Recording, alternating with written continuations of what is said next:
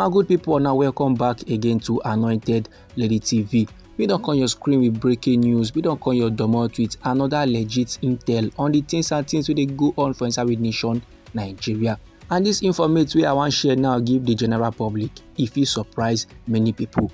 The Koko be say the Ohaneze Igbo they don't come outside when they kick against the things and things with the former Minister of Transportation and the former Governor of Rivers State Rotimi Amechi be yarn. And that's now about using force to snatch power from our President Bola Ahmed Tinubu. Now, the President General of Ohaneze Igbo will be Okechukwu Isiguzoro in another even job statement about the matter. And for inside this statement in the yarn, said the Igbo social political group will be the Ohaneze. They stand behind the administration of our President Bola Ahmed Tinubu and his policy. They are in support of every level where our President Bola Ahmed Tinubu they do. And no be lie, my good people. You know, sir, we don't give you reports when the former governor of Rivers State will be Rotimi Amechi even come outside the yarn. Say for inside the year 2027, say we better ready. If we know say we want change, if we know say we want power, we better work for them. We better collect them by ourselves because no political leader go just hand over power give the general public. You know they happen like that. Now, Sir Okechukwu will be the President General of Ohaneze in the yarn. Say all those comments now where Oga Amechi talk, say that na threat to democracy, say it no make sense at all. He said the remarks, the comments where Amechi yarn is very much capable of disrupting the peace and civility where men they enjoy for inside we nation Nigeria. And even when Oga Amechi they talk say politicians ready to steal, they're ready to buy person, they're ready to cause mayhem just to remain in office, just to remain in power. He said that statement now, they only diminish the dignity of their political leaders, but it also pose a threat to the very fabric of our society. So them now will be Ohaneze Igbo. In the strongest possible terms, they condemn the reckless and jaguda comments where the former governor of Rivers State, Chibike Amechi, make against our President Bola Ahmed Tinubu.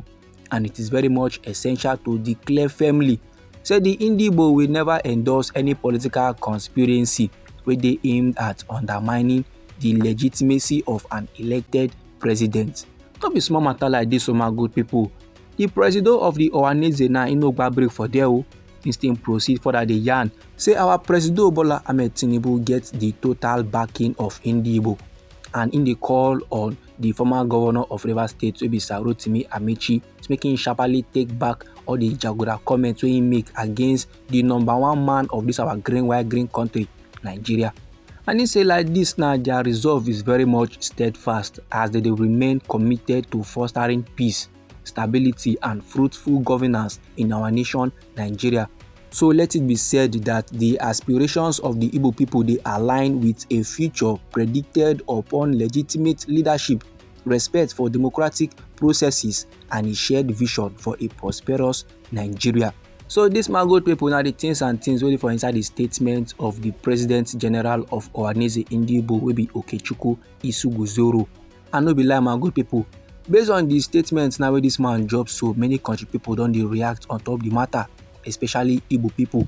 But if you ask me about all these levels, I go tell you say there's something fishy going on here. The level of loyalty now where the Ohaneze Igbo they give our President Bola Ahmed Tinubu for inside the year 2023, this kind of loyalty be no day there. Now more no forget, say the Ohaneze Igbo they low-key they push for the release of Nnamdi, and they even they on our President Bola Ahmed Tinubu to make him honor the agreement where in son Sheyi Tinubu gets with the brother of Nnamdi, and the agreement be say the Igbo people they go support our President Bola Ahmed Tinubu to become president, and when he don't become president, they go release Nnamdi. So now men they suggest say if it be say Ohaneze Igbo they bow head give our President Bola Ahmed Tinubu just because they want to make our President Bola Ahmed Tinubu develop a soft spot for Nnamdi, so that thing go last can release the IPOB leader. But what it can make country people now they para for the Ohaneze Igbo based on the statement where they make so now because it come back see if this their loyalty don't they pass another level. It come back see they true don't they become boy to our President Bola Ahmed Tinubu.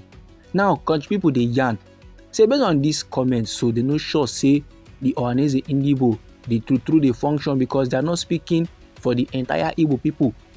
The things and things now, the comments where the former governor of Rivers State make will be Rotimi Amaechi concerning 2027 and country people seizing power for themselves. They yarn say that talk now legit because with everything they sub for inside with nation Nigeria, politicians now just care about their own self. When they enter power now, all the promises where they make give the general public, and so they will just forget and begin to do their own things. So it go good make country people last fight for their own rights for inside the year 2027. So why it be say Ohaneze Igbo go come dey support our president, come dey kick against the legit things wey Rotimi Amaechi talk concerning 2027 and power? Many country people now don't even drop comments about the issue. Some now don't they refer to Ohaneze Igbo as stomach infrastructure individuals, and then they busy the reason say that they speak for the entire Igbo people, but they speak for their selfish interest. Because no reasonable and right thinking Nigerian person will come out last to come support this government. We don't sink the entire country into poverty. Why some they comment they yarn said Ohaneze Igbo they are not speaking for any Igbo people. Say Igbo people now they not even dey in support of our President Bola Ahmed Tinubu. And if it be say that they do all these levels so that Mazi Nnamdi go get his freedom, the reason whether Mazi Nnamdi will still come support our president, abi he go on with the Biafra agitation. Why some countrymen they yarn say if it be say the APC government don't last hijack the Ohaneze because nothing normally being concerned Amaechi concern Igbo people. So why they come they put mouth or wetin Amaechi talk?